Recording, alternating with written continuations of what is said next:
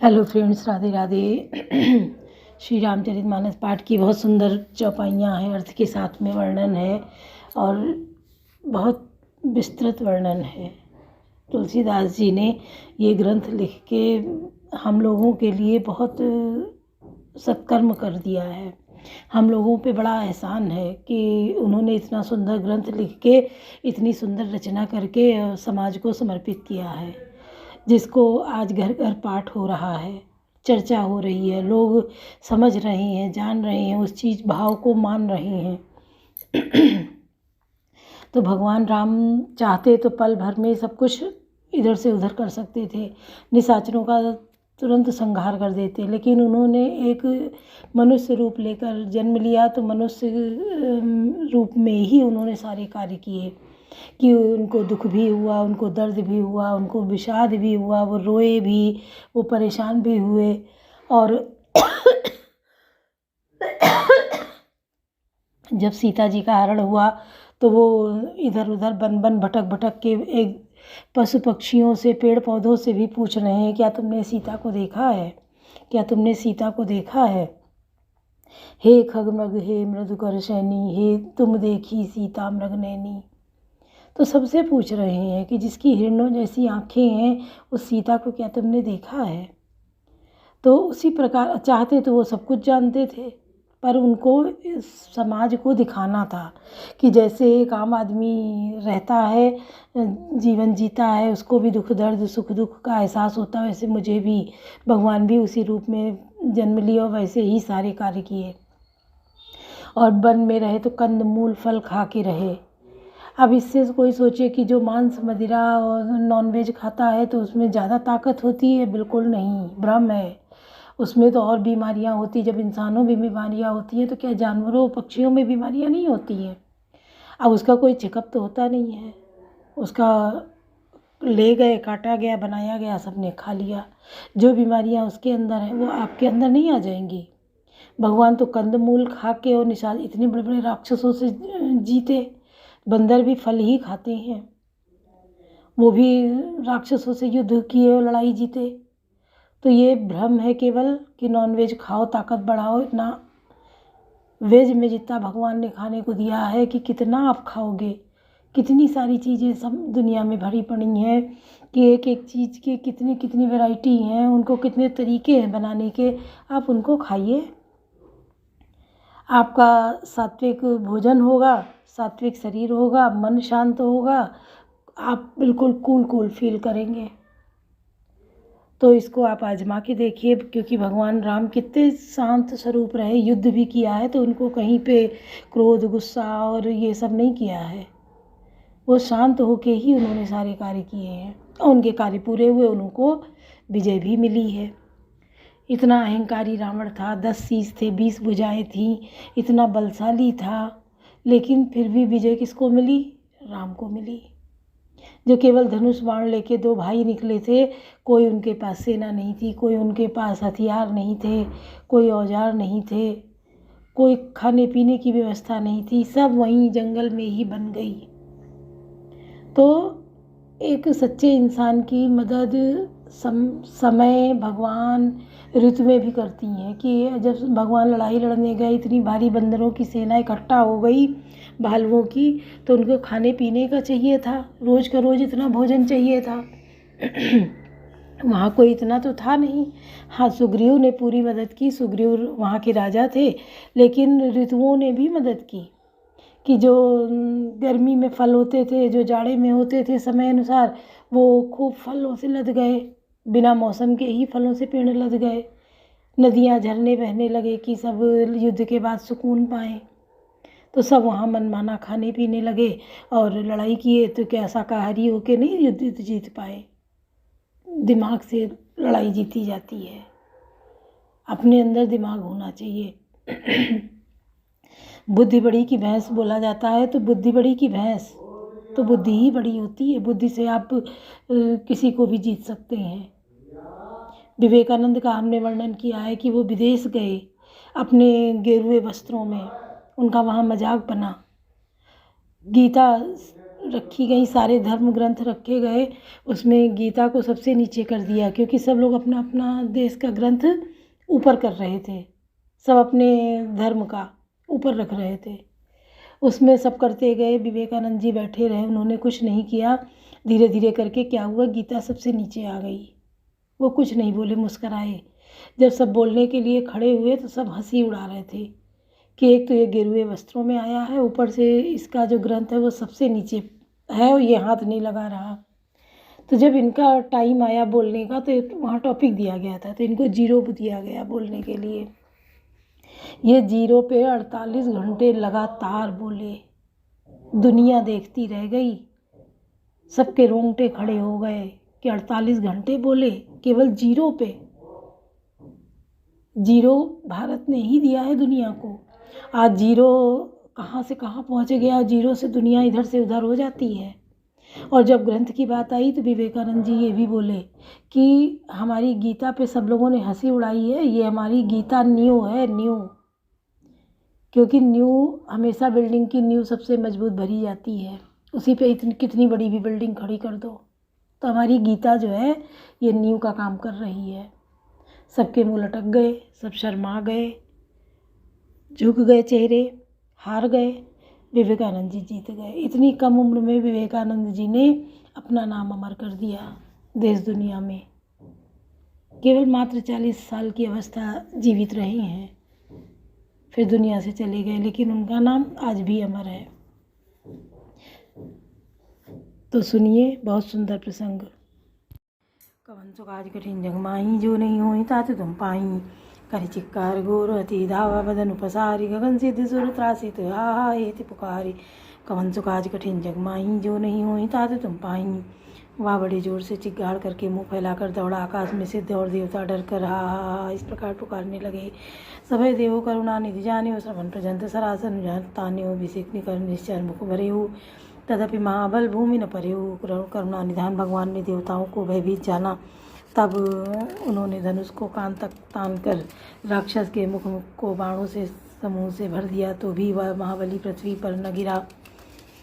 सरनि भरा मुख सन्मुख धावा, काल त्रोण सजीव जनु आवा। तब प्रभु को तीव्र सरलीना, धरते भिन्नतासु सिर कीना। मुख में बाण भरे हुए वह प्रभु के सामने दौड़ा, मानो काल रूपी सजीव तरकसी आ रहा हो। तब प्रभु ने क्रोध करके तीक्ष्ण बाण लिया और उसके सिर को धड़ से अलग कर दिया। सो सिर परे दसानन आगे, विकल भयो जिमि फनि मन त्यागे।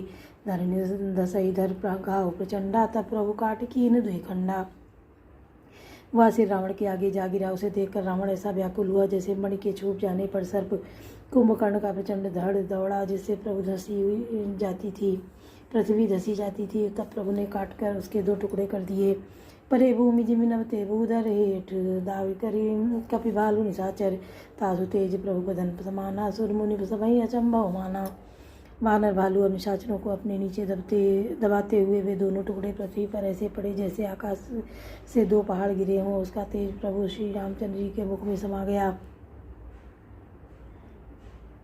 यह देखकर देवता और मुनि सभी ने आश्चर्य माना। सुर दुंदुभि बजावहीं, हर्षहीं स्तुति करें, सुमन बहुवर्षहीं। कर विनती सुर सकल सिधाए, ते ही समय देव ऋषि आए। देवता नगाड़े बजाते हर्षित होते और स्तुति करते हुए बहुत से फूल बरसा रहे हैं। विनती करके सब देवता चले गए। उसी समय देवर्षि नारद आए। गगनों परे हरि गुण गन गाए, रुचिर वीर रस प्रभु मन भाए। बेगियतहु खल कई मुनि गए, राम समरमयी शोभत भये। आकाश के ऊपर से उन्होंने श्री हरि के सुंदर वीर रस युक्त गुण समूह गान किया, जो प्रभु के मन को बहुत ही भाया। मुनि यह कहकर चले गए कि अब दुष्ट रावण को शीघ्र मारिए। उस समय श्री रामचंद्र जी रणभूमि में आकर अत्यंत सुशोभित हुए। कवन सो काज कठिन जग माही, जो नहीं होई तात तुम पाही। संग्राम भूमि विराज रघुपति, अतुल बल कौशल धनी। श्रम बिंदु मुख राजीव लोचन, अरुण तन सोनित कनी। भुज जुगल फेरत सर सरासन, भालु कपि चहु दिस बने। कह दास तुलसी कही न सक छवि, शेष जेहि आनन घने। कवन सो काज कठिन जग माही, जो नहीं होई तात तुम पाही। अतुलनीय बल वाले कौशल पर श्री रघुनाथ जी रणभूमि में सुशोभित है। मुख पर पसीने की बूंदें हैं, कमल के समान नेत्र कुछ लाल हो रहे हैं, शरीर पर रक्त के कण हैं, दोनों हाथों से धनुष बाण फिरा रहे हैं। चारों ओर रीछ वानर से शोभित है। तुलसीदास जी कहते हैं कि प्रभु की इस छवि का वर्णन शेष जी भी नहीं कर सकते, जिनके बहुत से मुख हैं। कवन सुकाज कठिन जग माही, जो नहीं हो तात तुम पाई, निश्चर धर्म मला कर ताई दीन निज धाम, गिरिजा ते नर मंदमति ते न जे न भजई श्री राम, कवन सुकाज कठिन जग माही, जो नहीं हो तात तुम पाई। शिव जी कहते हैं, गिरजे कुंभकर्ण जो नीच राक्षस और पाप की खान था, उसे भी श्री राम जी ने अपना परम धाम दे दिया। अतः वे मनुष्य निश्चय ही मंद बुद्धि हैं, जो उन श्री राम जी को नहीं भजते। दिन के अंत फिरी दौवनी, समर वही सुबटन श्रमगनी, राम कृपा कपिबल दल बल बाड़ा, जिमित्रन पाई लाग अति ढाड़ा। दिन का अंत होने पर दोनों सेनाएं लौट पड़ी। आज के युद्ध में योद्धाओं को बड़ी थकावट हुई, परंतु श्री राम जी की कृपा से वानर सेना का बल उसी प्रकार बढ़ गया जैसे घास पाकर अग्नि बहुत बढ़ जाती है। छी जही निश्चर दिन और राति, निज मुख कहे सुकृत जही भांति, बहु बिलाप दस कंधर करही, बंधु शीस पुनि पुनि उर्धरही। उधर राक्षस दिन रात इस प्रकार घटते जा रहे हैं, जिस प्रकार अपने ही मुख से कहने पर पुण्य घट जाते हैं। रावण बहुत विलाप कर रहा है, बार बार वायु कुंभकर्ण का सिर कलेजे से लगाता है। रोमय नारी हृदय अति पानी, तासु तेज बल विपुल बखानी, मेघनाद तही अवसर आयो, कई बहु कथा पिता समझायो। स्त्रियां उसके बड़े भारी तेज और बल को बखान करके हाथों से छाती पीट पीट कर रो रही हैं। उसी समय मेघनाद आया और उसने बहुत सी कथाएं कहकर पिता को समझाया। देखे काली मोरी मनसाई, अभय बहुत का करूँ बढ़ाई, इष्ट देव मैं बल रथ पायूँ, सो बल तात न तो ही दिखायूँ। और कहा, कल मेरा पुरुषार्थ देखिएगा, अभी बहुत बड़ाई क्या करूँ। हे तात, मैंने अपने इष्ट देव को जो बल और रथ पाया था, वह बल और रथ आपको नहीं दिखलाया था। ए विधि जलपद भयो बिहाना, चौद्वार लागे कपिनाना, इत कपि भालु काल संबीरा, उत रजनीचर तिरंधीरा। इस प्रकार डींग मारते हुए सवेरा हो गया। लंका के चारों दरवाजों पर बहुत से वानर आ डटे। इधर काल के समान वीर वानर भालू हैं, उधर अत्यंत रणधीर राक्षस लड़ाई सुबह निज निज जय हेतु बरन न जाई समर केतु। दोनों ओर से योद्धा अपनी अपनी जय के लिए लड़ रहे हैं। हे गरुण, उनके युद्ध का वर्णन नहीं किया जा सकता है। कवन सुकाज कठिन जग माही, जो नहीं हो तात तुम पाई, मेघनाद माया में रथ चढ़ गयो आकाश, गरजे अट्टहास करे भई कपि कट कई त्रास। कवन सुकाज कठिन जग माही, जो नहीं हो तात तुम पाई। मेघनाद उसी पूर्वक माया में रथ पर चढ़कर आकाश में चला गया और अट्टहास करके गरजा, जिससे वानरों की सेना में भय छा गया। शक्तिशूल तलवार कृपाना, अस्त्र शस्त्र कुलधार युद्ध नाना, डारही परसु परिधि पासाना, लाग्यो वृष्टि करे बहुआना। वह शक्तिशूल तलवार कृपाण आदि अस्त्र शस्त्र एवं वज्र आदि बहुत से आयुध चलाने तथा फट से परिधि पत्थर आदि डालने और बहुत से बाणों की वृष्टि करने लगा। 10 दिन रहे बाण नभ छाई, मानो मगा मेघ जरिलाई, धर धर मार सुनिए धुनिकाना, जो मारे ते को ना जाना। आकाश में 10 दिशाओं में बाढ़ छा गए, मानो मगा नक्षत्र के बादलों से जड़ी लगती हो। पकड़ो पकड़ो मारो, ये शब्द कानों से सुनाई पड़ते हैं, पर जो मार रहा है उसे कोई नहीं देख रहा जान पाता। गई गिर तरु आकाश कपिधामही, देखई ते न दुखित फिरियामही, अवघट घाट बाट गिरि कंदर, माया बल की ने सरपंजर। पर्वत और वृक्षों को लेकर वानर आकाश में दौड़ कर जाते हैं, पर उसे देखकर नहीं पाते, इससे दुखी होकर लौट आते हैं। मेघनाथ के ने माया के बल से अटपटी घाटियों, रास्तों और पर्वत कंदराओं को बाणों से के पिंजरे बना दिए, बाणों से छा दिया। जाई जहाँ व्याकुल भय बंदर, सुरपति बंदी परे जनु मंदर, मारुत सुतंगन नीला, की विकल सकल बल सीला।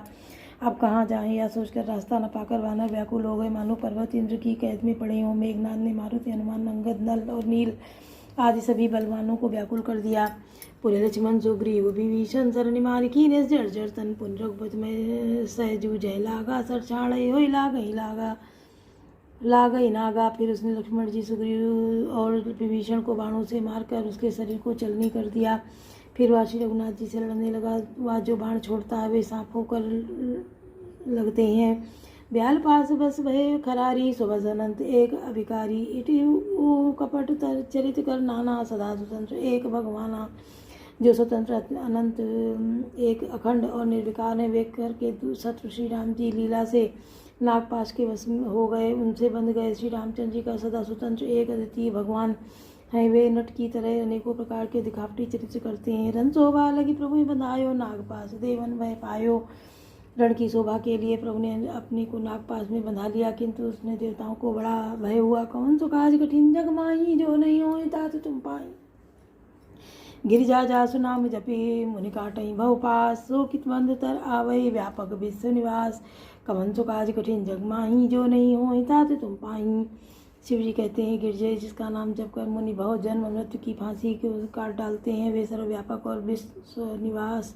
विश्व के आधार प्रभु कहीं बंधन में आ सकते हैं। बोलो सियावर रामचंद्र की जय, पवन सुत हनुमान की जय, लाडले लखन लाल की जय।